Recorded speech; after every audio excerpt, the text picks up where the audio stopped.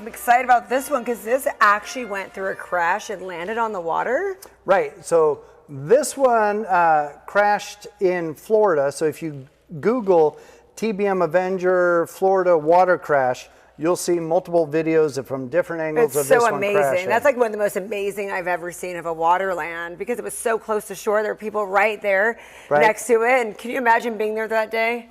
Enjoying the beach with little Johnny and little Jane. All of a sudden, here comes a plane in. And it wasn't more than 20 feet off the shore.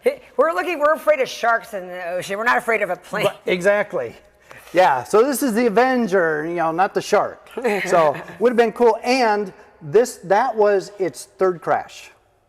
So it had crashed 2 times before that. This is some battle wounds on it. So yeah, and none of them were in the war. It was all post-war stuff. That's a pretty funny story. This plane has got some weird history. Yeah, so this is definitely taboo. Don't fly in this plane because chances are you're going to end up in the water. But come see it at Castle Air Museum. Right. So you want to see it all dry. Now, inside here from the water landing, this has been driven.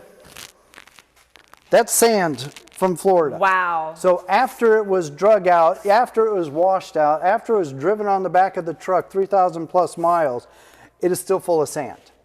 So when it crashed, they had to get it out of the water like yesterday. So they wouldn't allow them to bring a barge to float it, to get it up, to save the aircraft. They used tow trucks and they wrapped cables around the wings and they tried pulling it forward. Now, they didn't put the gear down. They just drug it on the You're just trying to get it out of the ocean at first. I think you're not thinking of... Right. It was get it out because radio engines... You're not thinking of preserving the plane at that point. Forget that. So the bomb bay doors are over here, and they are absolutely mangled because, again, it was drugged through the sand. Mainly, sand's powerful. We know how powerful sand is, and that's why underneath... And the whole underneath is destroyed. So a lot of the guys here at Restoration are like, we don't want to do that. That is a lifetime project.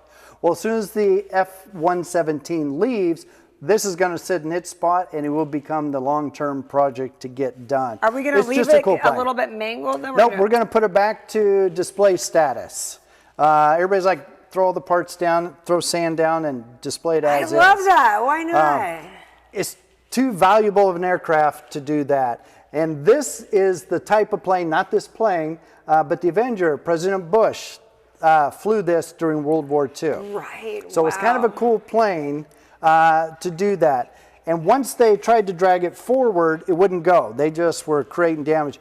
They turned it around and tried to drag it backwards. No. So all this damage that you see on the bottom and the wing, everywhere, wasn't from the crash, other than the engine mount itself. Yeah, that obviously was was from them trying to get this plane out. They couldn't take their time. It was get it out, or the fines were enormous for them. So they destroyed the aircraft. Somebody bought it, donated it to Castle Air Museum, and took the tax write-off. That's how we acquired. So we own this plane. And when did all this happen? When did the crash happen? Was it 22, 23? And then this came right after. This came soon after. No, not soon. We only got it a year ago. So yeah. So we brought it in the hangar, and then we keep pushing it back because it is such a lot of work, and we have other projects to do. Yeah, if you're going to restore it fully. It can't go much further back before it goes out the back door. If you're going to restore it fully, I can see why that would take some time. Right. So this will be a cool one. I mean, a World War II plane, there's not a lot of them left, and to be able to have one, and again, it'll go inside. We don't have any place to put it inside, so it can sit here. And why were they flying it that day? Do we know? Well, they were flying for an air show. They just did it, and the other plane that was flying with them said, "Hey, you're trailing smoke. Now we're good. We're good.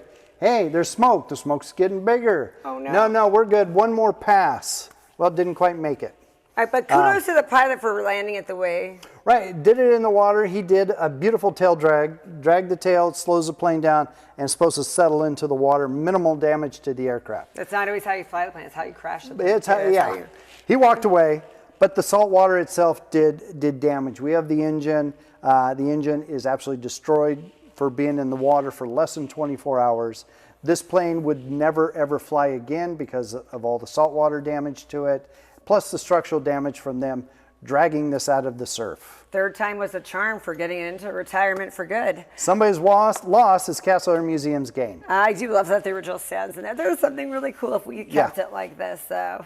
Yeah, so it's a cool plane. We will eventually get it back in. We have other projects that are priority. This is definitely a long-term project, so it's got to sit as soon as the 117 comes out. It can take up that floor space, and we can. Oh, and it will. Eventually, it will look good.